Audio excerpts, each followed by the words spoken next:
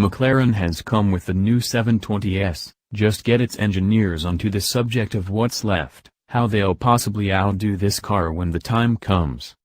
So, 720S. McLaren's naming structure is now familiar, and it won't be the only familiar thing about this car if you follow sports cars. Because it's both a supercar and a McLaren, it comes with certain engineering characteristics. In front of that is double wishbone suspension, ditto at the rear. That's linked front to back and side to side by McLaren's hydraulically connected damper system, proactive chassis control too, which is improved with the addition of new sensors but still baffles the heck out of mutton-headed old mugwumps like your correspondent. McLaren's engineers say it's even better this time around. To the suspension are mounted 19 in front and 20 in rear wheels, backed by carbon ceramic brake discs as standard.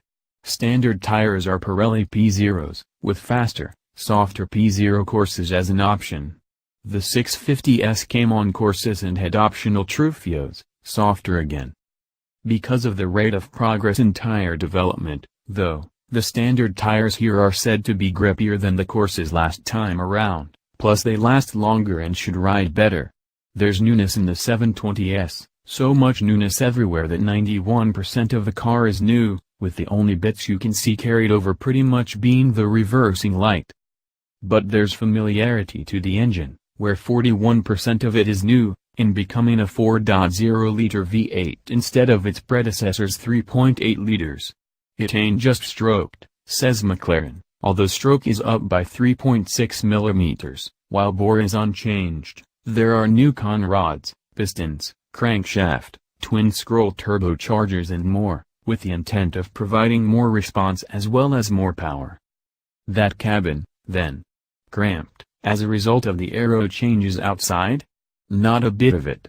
You do sit closer to your passenger, but the lower sills and the doors, which now hinge to all but vertical and take up a foot less width in the process, make getting in and out a fair bit easier, and with less head bashing.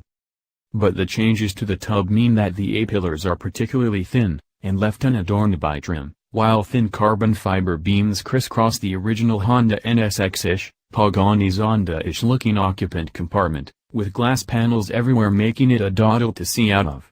Not since the first NSX or, say, Ferrari 355 has a full-blown mid-engine supercar been so easy to see out of.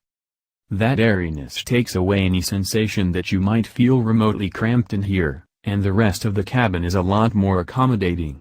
The driving position remains bang on as usual, dead straight, with one of the most adjustable steering wheels in motordom, connected to a rack that is still hydraulically assisted, incidentally.